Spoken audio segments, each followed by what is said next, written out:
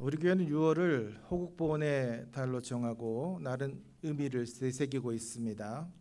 물론 우리 그리스도인들은 이 나라를 지켜온 가장 큰 힘은 하나님의 은혜라는 것을 누구보다 잘 알고 있습니다. 세상은 굳고 이것들을 왜곡시키려고 하지만 역사적으로 곳곳에서 목숨을 걸고 헌신했던 믿음의 애국자들로 인해서, 그리고 나라와 민족을 위해서 목숨을 걸고 기도했던 이 나라의 성도들로 인해서 숱한 국난급의 위기를 이기고 버티고 지나올 수 있었다는 것을 우리는 믿습니다. 우리가 말하는 이 호국보훈의 뜻은 다 아는 것처럼 나라를 지키고 나라를 위해서 힘쓴 사람들의 공헌에 보답한다는 의미를 가지고 있습니다. 그런 의미와 동시에 누구든지 이렇게 자기 나라를 사랑하고 위하고 힘쓰며 누구라도 그렇게 힘쓰는 사람들을 본다면 고맙게 여기라는 의미도 담고 있습니다. 이것은 어느 공동체에도 다 적용되는 원리가 됩니다. 교회도 마찬가지입니다. 누구라도 이 교회와 성도들을 위해 애쓰고 힘쓰며 헌신하는 지체를 보게 된다면 귀하게 여기고 감사하며 나름의 보답을 하며 살라는 얘기입니다. 세상에는 당연히 되는 거, 그냥 되는 거 없습니다. 누군가 힘을 쓴 만큼 일이 되고 무언가 이루어지는 것입니다. 이렇게 되어지는 모든 일에는 요소요소에 믿음의 사람들의 헌신이 큰 비중을 차지고 있다는 것을 우리는 눈치채야 합니다. 그래서 우리 담임 목사님도 비롯해서 우리 영등 부침예교회 요소요소에서 맡겨진 직임을 자기 일이라고 믿고 헌신하면서 지체를 세우고 있는 여러 사역자들과 봉사자들에게 감사의 마음을 가져야 합니다. 또 기회가 되면 이에 대한 표현을 하는 것도 이 호국보훈의 달에 귀중한 적용이 될 것이다 라고 생각이 됩니다. 그런데 이런 생각도 해봤습니다. 오늘 담임 목사님께 드리는 문안 인사나 이런 메모 같은 거 목사님 개인적으로 하셨으면 좋겠는데, 또 목장별로 모아서 보내든 드리든 한다면 그런 사랑과 관심을 표명받는 입장에서 상당히 감사하고 고맙겠다. 우리가 이런 걸 대단히 좀 남사스럽고 오글거리게 생각합니다. 표현한다는 거. 하지만 이렇게 그러려니 하는 것과 표현된 것은 느낌이 다릅니다. 생각만 가지고 있으면 알 수가 없습니다. 다들 잘하고 계시지만 목회자들은 그런 맛에 주의 종놈 일들을 열심히 합니다. 자주 표현해도 나쁠 것이 없습니다. 지금 담임 목사님께 편찬해 주십니다. 우리 교회 얘기는 아니지만 어떤 분들은 목회자가 몸이 안 좋으면 은혜가 안 된다고 함부로 말합니다. 원래 불평하는 사람들은 어떤 일로도 다 불평합니다. 그런데 여러분, 솔로몬이 1000번째 제사를 의미 있게 드리지 않았습니까? 그런데 그 1000마리 제물을 드릴 때 누가 제일 힘들었겠습니까? 제사장들, 레위인들이었습니다. 지금의 목회자 사역자들이라 할 것입니다. 지금도 성도들의 은혜로운 예배와 생명과 하나님의 임재가 넘치는 예배를 준비하기 위해서 온 힘을 다하는 사역자들의 힘듦을 성도들이 이해하고 이를 위해서 진심으로 기도해 줘야 합니다. 성경이 성도들에게 보여주는 이 굵직한 흐름이 있습니다. 우리는 하나님의 전적인 은혜로 생각지도 못한 하나님 나라 십자가 복음을 듣게 되고 알게 되어 혹은 그런 전도를 받게 돼서 마음으로 감동과 도전을 받아 회개하고 그 복음을 믿음으로 구원에 이르러 하나님 백성이 되었습니다. 제가 이걸 굉장히 평이하게 얘기했지만 이게 그냥 물 흐르듯이 이렇게 다 술술 진행이 되지 않습니다. 잘 안 믿어지고요. 중간중간에 장애도 느끼고 멈추기도 하고 심하면 좀 퇴행하기도 하고 그런 우여곡절들을 누구나 경험하게 됩니다. 하지만 하나님께서는 그 사람을 구원하시고 작업을 시작하셨다면 그 과정과 모양이 어찌 됐든지 우상 만들어 팔던 불신자 가정의 아브라함을 믿음의 조상 아브라함이 되도록 열심을 내서 인도하셨던 은혜대로 오늘날 우리에게도 로마서 10장 10절의 말씀과 같이 마음으로 믿어 의에 이르고 입으로 시인하여 구원에 이르는 역사를 이루어 주실 줄 믿습니다.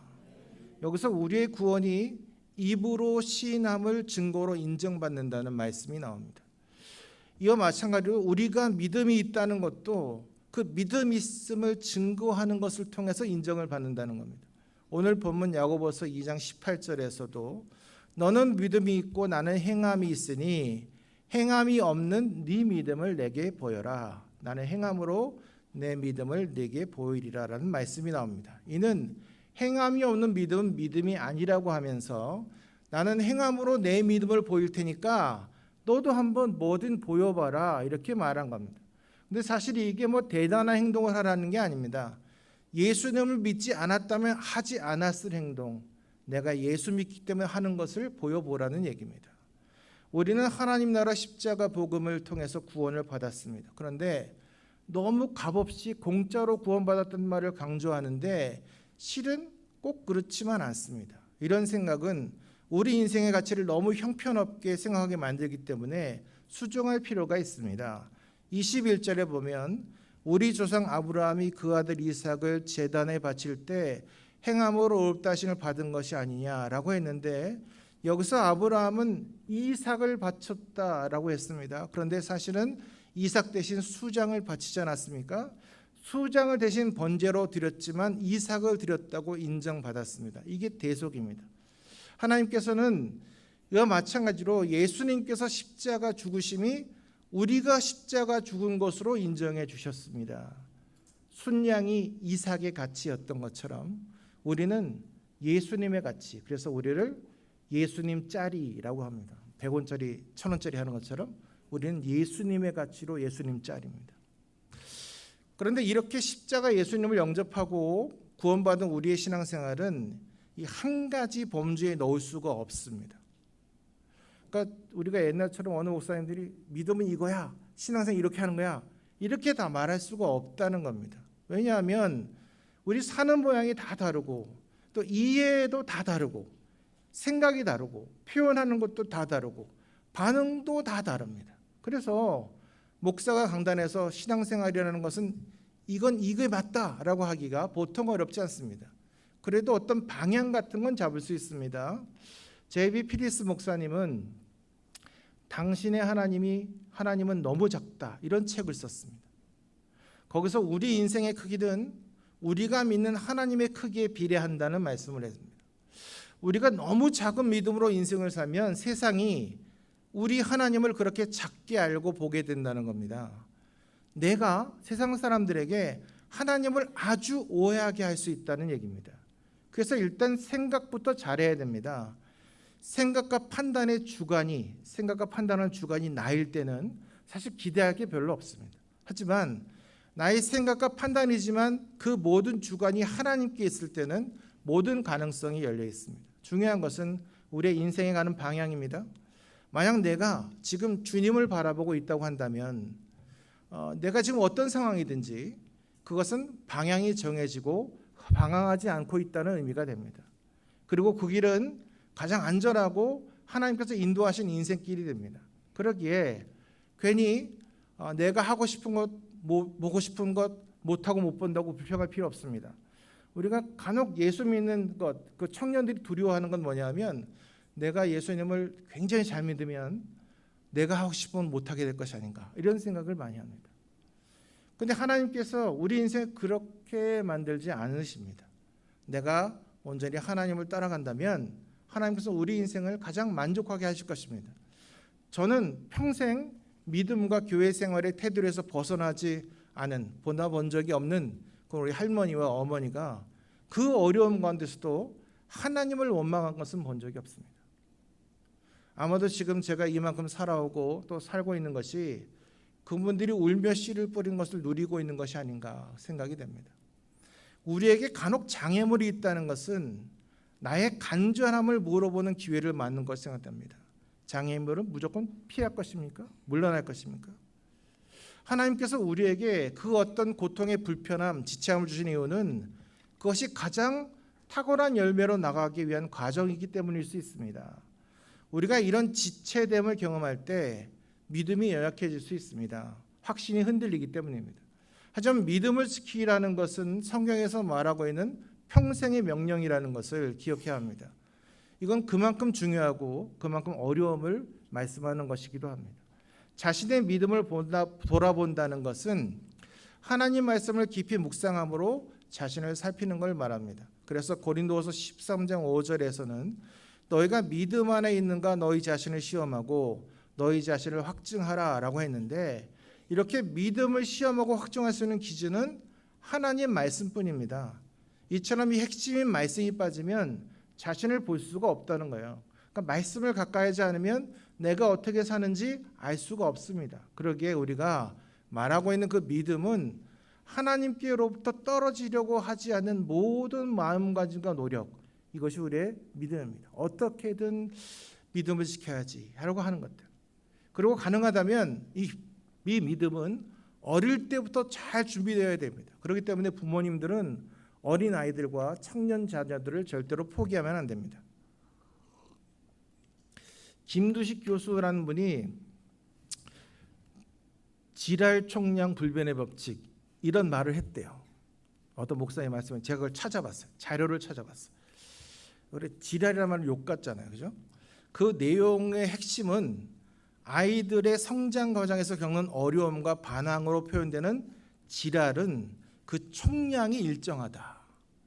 누구나 성장통을 겪고 그 정도와 시기는 다를 수 있지만 결국 총량이 비슷하다는 겁니다. 그래서 어떤 아이는 어릴 때 때를 쓰고 어떤 아이는 좀 늦게 때를 씁니다.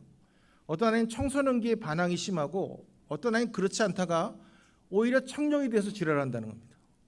어찌됐든 결국 아이가 겪는 어려움의 총량은 비슷하다는 것을 이 법칙은 설명하고 있습니다. 그래서 이 지랄 총량 불변의 법칙은 육아를 하는 부모님들에게 위안이 됩니다. 아이들이 성장하면서 겪는 어려움은 누구나 겪는 것이고 그 양이 결국 비슷하다는 것을 알면 육아를 더욱 긍정적으로 바라볼 수 있기 때문입니다.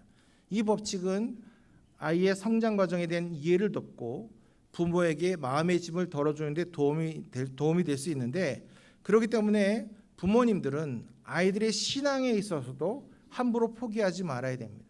그런 이유로 어린아이들에게, 청소년들에게, 청년들에게 은사체험이나 깊은 은혜를 경험하는 것은 굉장히 귀중한 것입니다. 가능하다면 이런 기회를 자주 가질 수 있도록 지원해야 됩니다. 저희 학교가 기독교 학교, 크리스천 스쿨 대안학교 같은 것들이요. 그러니까 학교 안에 예배 드립니다. 인가를 안 받는 이유는 인가를 받으면 함부로 체포를 못 한대요. 인가를 안 받고 하는데. 근데 거기서 그 유치원 애들, 킨더 애들부터 12학년까지 있는데 예배 시간에 막 애들한테 방어를 엄청 강조합니다. 방어하라 애들한테. 처음엔 좀 이상했어요. 저래야 되나? 근데 목사님 이런 말씀하시더라고요. 내가 너희들한테 이 하나님 나라가 어떤 것이고 예수님이 어떻게 너희들을 사랑하시고 이거 다 설명할 수가 없다. 이해시키기가 난 너무 어렵다. 그런데 너희들이 은혜 받고 성령 받으면 그것이 이해된다. 이런 접근을 하신 거예요. 그래서 지금 보면 거의 유치원 애들도 방언해요. 근데 그렇게 왜 그러냐면 신앙생활에서 한 번이라도 감동적인 영적 경험을 하게 되면 어지간해서는 신앙의 자리를 떠나지 않게 되기 때문입니다. 이런 경험을 반복할 때 견고한 신앙이 될 수 있습니다. 남의 경험에 대해서 말로만 은혜 받는 건 부족합니다. 자기 스스로 맛보아야 만족한 경험이 가능한 것입니다. 청년들이 그들의 시간을 허비하고 있는 현실을 본 버나드 쇼는 청년의 때를 청년에게 주기가 아깝다, 이런 말을 했습니다.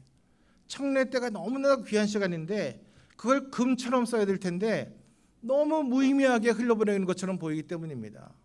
나이든 중장년들이 볼 때는 너무나 안타깝지 않을 수 없습니다.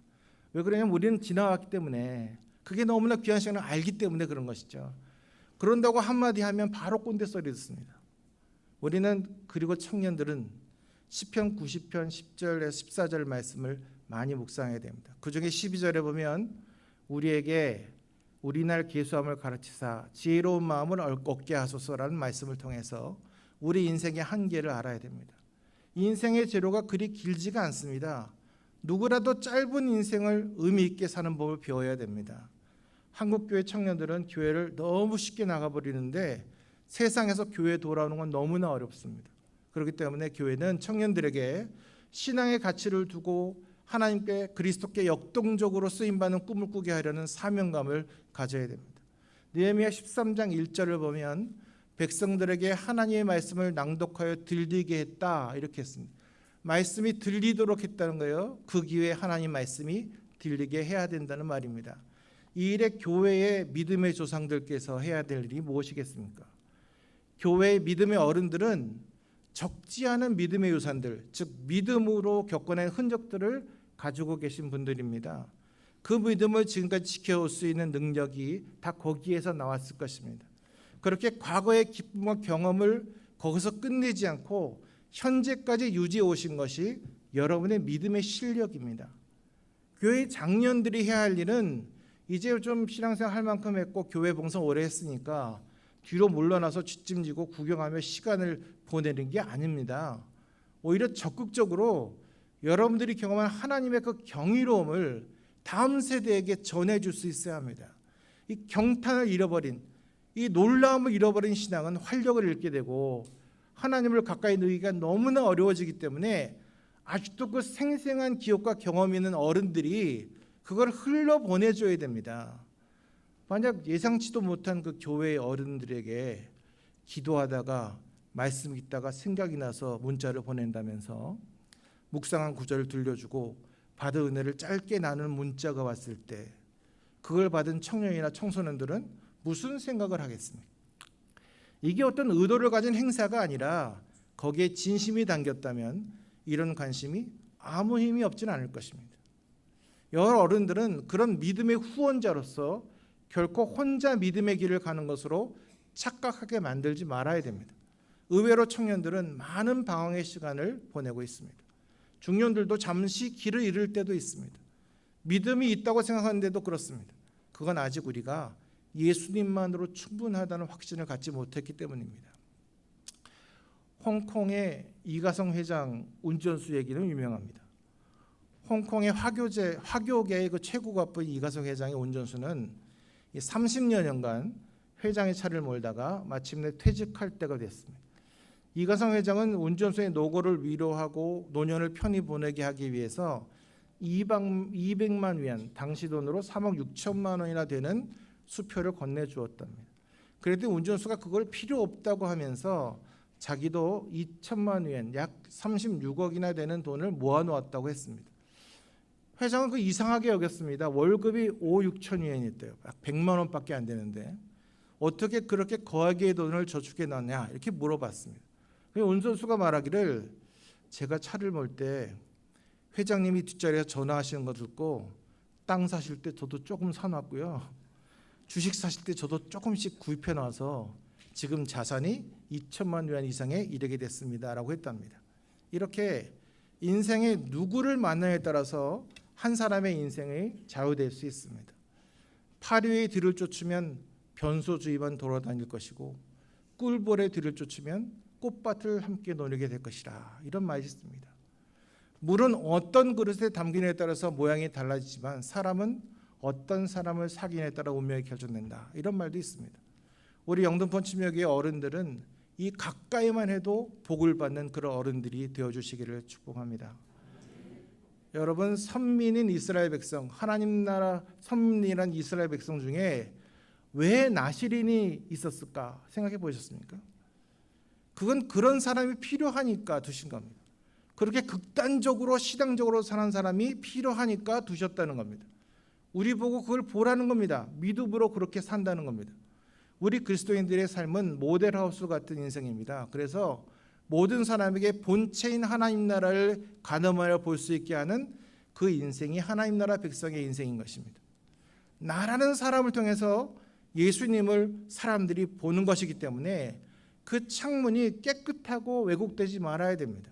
그러기에 하나님을 자기의 삶을 통해서 은연중에 드러내는 삶을 사는 자들을 하나님께서 어떻게 다른 사람과 하나님께 인정받는 자가 되게 하시는 것이 당연하지 않다 하겠습니까? 이렇게 남에게 보여질 만한 믿음의 삶을 사는 데 있어서 선행되어진 일 중에 하나는요, 자신의 과거를 잘 매듭짓는 겁니다. 열왕기하 18장 4절에 보니까 모세가 만들었던 놋뱀을 이스라엘 자손이 이때까지 향하여 분향함으로 그것을 부수고 느후수다이라 일컬었다 이렇게 나옵니다. 이 느후수다는 놋조각이란 뜻입니다. 놋뱀은 숭배의 대상이 아니라 놋조각일 뿐이라 이런 의미입니다. 히스기야는 아무리 사연 있는 성물이라고 하더라도 우상으로 정락해버린 놋뱀을 부숴버렸습니다. 이렇게 매듭을 잘 지어야 제대로 이후의 삶의 형통을 기대할 수 있습니다. 이렇게 과거를 잘 매듭지는 방법으로는 기념비를 잘 세우는 것도 한 방법입니다. 이 기념비는 이제까지 모든 일이 하나님께서 하신 일이라는 결론을 짓는 기념비입니다. 내 자랑을 쓰는 것이 아니고, 저는 저희 군목 정년 저녁일이 에벤네셀이었습니다. 하나님께서 여기까지 도우셨다라는 증표입니다. 누구도 예상하지 못한 시간을 지나오는 것은 전적인 하나님의 은혜와 역사였기 때문에 나의 기념비가 아니라 하나님의 은혜와 역사를 기념하기 위한 기념비를 세움으로 과거가 은혜롭게 마무리될 수 있었습니다. 그리고 이후의 삶도 하나님께서 그렇게 책임져 주실 것을 기대할 수 있게 되었습니다. 그런데 유의할 것은 하나님께 다 맡기는 믿음 있는 인생을 살면 하나님께서 그 인생을 책임져 주신다는 것이 내가 아무것도 안 해도 된다는 말은 아니라는 겁니다. 언젠가 김학준 목사님께서 설교를 하시는 걸 차에서 들었는데, 목사하다가 택배나 청소원이 될 수도 있다. 교장하다가 수의가 될 수도 있고, 사장하다가 경비할 수도 있다. 내가 어떻게 그러니 하냐? 그런 건 없는 거다. 할 수 있는 것을 안 하는 게 문제다. 이런 말씀을 하셨습니다. 아주 공감이 됐습니다. 우리가 아무리 가정을 위해서 기도를 하더라도 실제로 가정으로 돌아가서 봉사하고 헌신하고 친절하는 말과 행동이 없으면 그 가정은 아무런 변화가 일어나지 않습니다. 우리는 우리가 맡고 있는 현실을 위해서 기도하면서 최선의 노력을 다해서 살아내야 하는 것입니다. 우리가 모든 일상생활을 무시하고 고민하지 않고 신앙생활만 하면 되는 게 아닙니다. 대체적으로 일상생활, 직장생활 모두 만만치 않은데 그걸 건디고 버티면서 긍정적인 삶으로 자신을 변화시키는 게 믿음일 수 있습니다.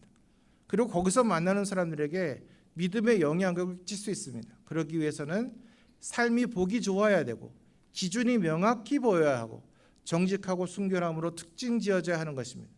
그래도 불신자들 생각을 바꿔주는 게 쉬운 일이 아닌데 그래도 의외로 같이 살다 보면 그 기회가 옵니다. 그리고 그들에게 구원받을 기회를 제공할 수 있는 사람이 됩니다. 우리에게 있는 경건은요, 드러납니다. 우리가 항상 기도한다는 건요, 모든 걸 통해 기도한다는 겁니다. 경건한 사람은 그렇게 늘 기도하기 때문에 문제가 생겼다고 갑자기 달라질 게 없습니다. 그저 일상 중에 하나입니다.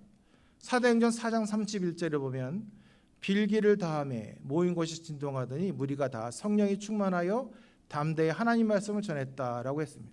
기도가 선행되고 나니까 성령의 역사가 나타난 걸 볼 수 있습니다.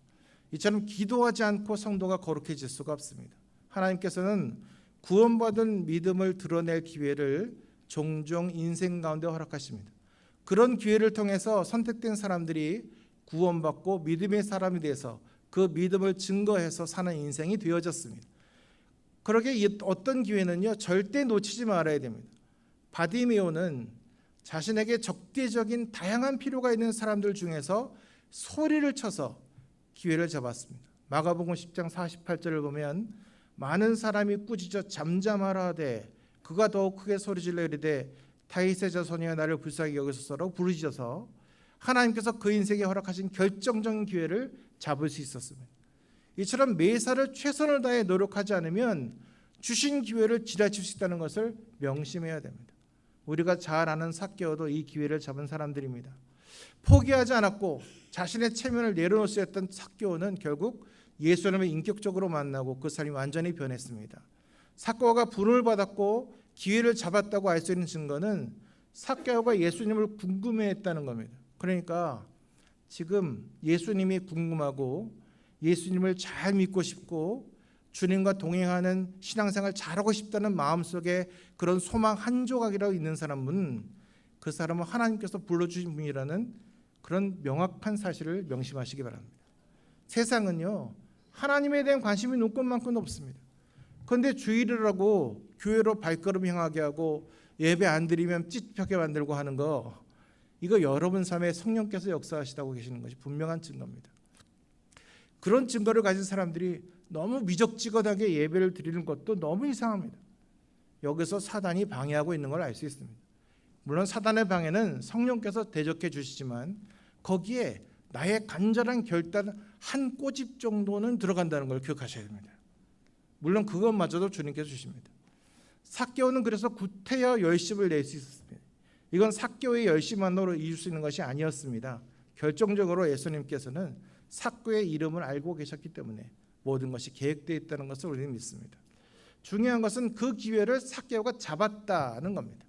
그래서 기독교 전승에 위대한 교회의 지도자로 성장했다는 기록을 남길 수가 있었습니다. 그리고 삭개오는 자신의 변화된 삶을 통해서 증거했습니다. 자신이 평생 최고의 가치로 생각했던 재물을 놓아버렸습니다. 우리가 살아보고 알게 되는 것이 원인과 결과가 항상 합리적이지 않다는 겁니다. 원인과 결과가 이상할 수도 있는데 그건 우리 생각일 뿐입니다. 키가 작아서 돌 무화과나무에 올랐기 때문에 삭개오는 예수님 만났습니다. 성전 미문에 앉은 맹인은 베드로와 요한에게 돈이 없었기 때문에 일어날 수 있었습니다. 삭개오의 간절한 최선은 돌 무화과나무에 오르는 것이었고 바디메오의 간절한 최선은 큰 소리로 외치는 것이었습니다. 이 아무것도 관련이 없을 것 같은 일들이 서로 연합해서 하나님의 크신 일을 이루신 것입니다. 우리는 믿음으로 산다는 우리의 모습에 조금 더 관심을 가져야 됩니다. 하는 일마다 잘 되고 사람들마다 칭찬하고 모든 것이 정도 이상으로 성장하고 있을 때 우리는 오히려 경각심을 가져야 됩니다. 세상은 그렇게 호락호락한 것이 아니기 때문입니다. 오히려 인생의 전성기가 위험신호일 수 있습니다. 하나님께서는 목적지에 빨리 가는 데 관심이 계신 것이 아니라 함께 가는 데 관심이 있습니다. 빨리 이루는 것이 문제가 아니라 하나님 말씀대로 이루는 게 중요하다는 겁니다. 그래서 하나님과 동행하는 삶이라는 것은 하나님께서 주시는 대로 사는 삶이라고 할 수 있습니다. 제가 전역하고 느낀 건요, 저에 대한 믿음이 나보다 다른 사람이 더 좋더라는 겁니다. 저는 제 앞길이 막혀서 막막한데 다른 사람들은 제게 믿어 의심치 않습니다 이럽니다. 엄청 난감했습니다. 저는 사실 군대에서 한 번도 안 가본 길을 갔습니다. 수많은 교육, 설교 방문, 상담 훈련, 그렇게 이끌어 오신 길 끝이 좀 우중충하고 어두웠다면 어쩌면 어두워야 보이는 게 있기 때문에 이끄신 건 아니었을까 생각을 해봅니다. 저는 지금도 제 인생을 어디로 이끌어 가실까 궁금해합니다. 그래서 더욱 하나님 섭리를 신뢰해야 된다고 생각합니다. 우리 주변에 믿음 좋은 사람들이 하는 말들이 무엇입니까? 어떤 황당한 일을 만나도 뭔가 기쁜 뜻이 있을 거야 이렇게 말하지 않습니까? 우리가 주일에 놀러 가다가 사고 나면 그러려니 합니다. 그게 뭐 당연하지 뭐 이런 식으로 하죠. 근데 교회 가다 사고 나면 억울하지 않습니까? 그런데 다 여기에도 하나님의 섭리가 있다고 믿는다면 눈에 보이는 이유가 없더라도 감사해 볼 수 있지 않겠습니까? 우리는 못 보는 게 너무 많아요. 제가 오늘 영종도에서 그 다리를 넘어 인천까지 오는데 한 30분가량 걸렸어요. 거의 모든 신호등이 빨간불로 저를 맞이하고 있더라고요. 그래서 근데 그때 제가 생각을 내가 천천히 가야 이유가 있을 것이다 이렇게 생각했어요. 근데 모르잖아요. 앞에 무슨 일이 있는지 내가 봐야 모르잖아요. 그런데 모르는 가운데 일하시는 하나님이 있다는 것에 감사하라는 거죠. 제가 전임 목사로 일할 수 있는 나이와 기회가 지나가면서 취업을 준비하면서 다 내려놔야 된다는 게 뭔지 알았어요. 그때 구할 수 있는 일은요 거의 경영무관, 학령무관 이런 일이에요. 그러니까 목회 30년, 군생활 28년, 박사학위 아무 의미가 없어요. 단지 은혜가 필요했어요. 지금 있는 학교도 전적으로 하나님의 인도와 방법으로 됐어요. 그냥 제가 이력서도 않는 학교에서 연락 와서 이력서 넣으라고 해서 가서 있어요. 하도 이상해서 버티고 있는 거예요 지금. 어쩌면 거기서 모수를 바꾸신 하나님 만날 수도 있으니까 잘 버티고 있습니다. 하나님께서는 이런 다양한 섭리를 통해서 우리 인생을 교정해 주시는 은혜를 베푸십니다. 우리가 뭘 결정하는 순간에 그거 아니야 하시는 주님, 그리고 그런 결정에 순종하는 인생, 이런 교정의 은혜가 있는 인생이 가능성이 있습니다. 그렇게 깨달으면 즉시 행동에 옮기고 순종해야 됩니다. 서술가가 자기 글을 탈고해서 내놓는 순간까지 끝까지 수정하는 것처럼 살면서 삶에 대한 이해를 계속해서 수정해가는 것이 우리 인생입니다. 한 가지 생각해 볼 것은 메시아가요 사람들이 원하고 상상하는 모습으로 오지 않으셨다는 겁니다. 하나님께서 계획하시고 작정하신 일은 어느 하나 어금담 없이 모두 성취하셨지만 당시 사람들이 기대했던 메시아의 모습은 아니었습니다. 그렇기 때문에 예수님을 믿는 우리가 세상이 원하는 모습으로 사지 않는다고 해서 그게 꼭 잘못됐지 않다는 겁니다. 세상이 말하는 성공의 모습이 아니라고 해서 그게 잘못된 것이 아니라는 겁니다. 그러니까 세상이 환호하는 삶을 사는 게 꼭 잘 사는 삶도 아니라는 겁니다. 하지만 내가 사는 그 삶의 모양에서 세상은 예수님의 모습을 볼 수 있어야 합니다. 급변하는 세상의 흐름 속에서 어떻게든 본질은 바뀌지 않으면서 사람의 귀에 들리는 또 마음을 움직일 수 있는 복음을 어떻게 전할 것인가, 이게 교회들의 고민입니다. 하지만 기본은 내가 만난 예수님을 내가 이해한 만큼 전해주는 겁니다. 여기까지가 우리가 할 일입니다. 그걸 넘어서 그 사람을 변화시키고 믿게 하는 것, 이건 성령님의 영역입니다. 단지 우리는 성경을 신뢰하고 가까이 하며 사는 것입니다. 성경은 약속의 책입니다. 이 약속이 다 공수표였다면 벌써 버려졌을 것입니다. 하나님 말씀으로 선포되는 설교를 받을 때 그 믿는 자 속에서 이 말씀이 살아 역사합니다. 그래서 하나님께서 말씀하셔서 약속하신 것은 반드시 이루어지는데, 문제는 그게 내가 원하는 시간과 상황에서 이루어지지 않을 때가 많다는 겁니다. 그래도 그때가 가장 적합할 때입니다. 우리가 꼭 다 소원하고 기도한 대로 누리며 사는 거, 그거 잘 사는 거 아닙니다. 그렇지 않은 삶은 정말 의미가 없겠습니까? 하나님이 왜 그렇게 인도하시겠습니까? 그러기에 기쁘고 즐거울 때만 잘 살고 있는 게 아닙니다. 어려운 현실이 하나도 바뀌지 않더라도 가치를 잃지 않으면 삶의 의미를 놓치지 않는 겁니다. 마찬가지로 상처받는다고 다 잘못된 거 아닙니다. 어디서나 상처받을 수 있습니다. 하지만 상처가 가치를 잃어버리지 못하게 한다는 걸 명심해야 됩니다. 기도의 삶은 언제나 믿음을 온전케 하는 중요한 기둥이 됩니다. 나무꾼에게 도끼날을 갈아 날을 세우는 시간이 가장 중요한 준비 시간인 것처럼 성도에게는 이 기도 시간이 도끼날을 세우는 시간입니다. 우리의 기도는 하나님과 소통이지 소원 성취를 위한 도구가 아님을 명시해야 합니다. 우리가 어느 날 갑자기 길이 보이지 않으면 은혜를 구해야 됩니다. 잠깐이라도 좋지만 여러분 1분밖에 생각하지 모르면 1분짜리 해결책이 나옵니다. 깊고 오랜 기도가 우리에게는 필요합니다. 신앙도 기본에 충실해야 되는데 그 기본이 되는 기도와 말씀에서 경고하지 못하면 온전한 믿음이라고 하기 어려울 것입니다. 우리 하나님의 인도하심은 내 예상대로 되는 것이 아니지만 멈추지 않고 진행됩니다. 그럴 때 내가 할 수 있는 것은 지금의 환경에 최선을 다하며 기다리는 겁니다. 아무것도 안 하고 기다리기만 하는 것이 옳은 것일 수 없습니다. 물론 멈추라고 하실 때는 멈추는 순종이 필요합니다. 하지만 대부분의 경우 아무것도 안 하게 하시지는 않습니다. 아마도 상황에 따라 조금 다를 수 있겠지만 그러한 현실이 주어진 이유가 있을 테니까 그 가운데 길을 쓰고 살아내는 것이 우리가 가진 믿음을 표현하는 것이 되고 믿음을 온전하게 세울 수 있는 것입니다. 그래서 오늘 본문 22절에서 내가 보거니와 믿음이 그의 행함과 함께 일하고 행함으로 믿음이 온전하게 되었느니라고 말씀하고 있는 겁니다. 오늘이 약한 그리스도인은 건강하지 못합니다. 항상 지금 오늘 사는 게 중요합니다.